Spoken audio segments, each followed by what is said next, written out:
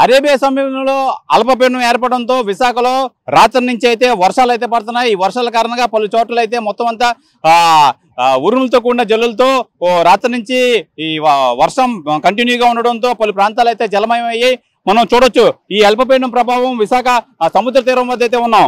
మనం అలలు ఎగసిపడుతున్న నేపథ్యంలో విశాఖలో కూడా పలు ప్రాంతాల్లో ఉదయం నుంచి అయితే ఉరుములు మెరుపులతో కూడిన వర్షం అయితే ఉంది. లోతట్టు ప్రాంతాలంతా జలమయం అయ్యే నేపథ్యం అయితే ఏర్పడింది.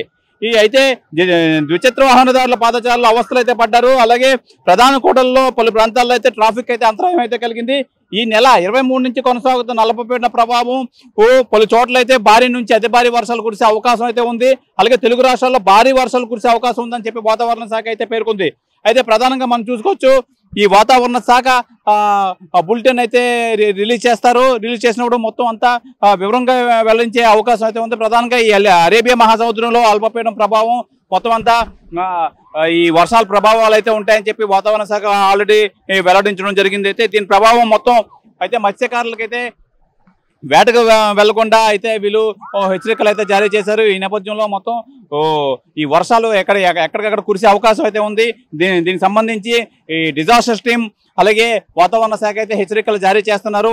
అయితే ఈ మత్స్యకారులు సముద్రంలో వేటకు వెళ్లే పరిస్థితి అయితే లేదు. ప్రస్తుతానికైతే మటుకి ప్రధానంగా ఈ ఉరుములతో కూడిన ఈదురు గాలిలు అయితే కురుస్తాయని చెప్పి ఆల్రెడీ గత వారం రోజుల నుంచే అయితే వాతావరణ శాఖ హెచ్చరిస్తుంది. ఈ నేపథ్యంలోనూ ఈ అరేబియా మహాసముద్రంలో అల్పపీడనం ఏర్పడడం వల్ల ప్రధానంగా దీని ఎఫెక్ట్ అయితే మటుకి కొన్ని చోట్ల అయితే భారీ నుంచి అతి భారీ వర్షాలు కురిసే అవకాశాలు ఉన్నాయి. కొన్ని చోట్ల అయితే మటుకి ఈదురు గాలితో మోస్తరు వర్షాలు కురిసే అవకాశం ఉందని చెప్పి వాతావరణ శాఖ వెల్లడించింది.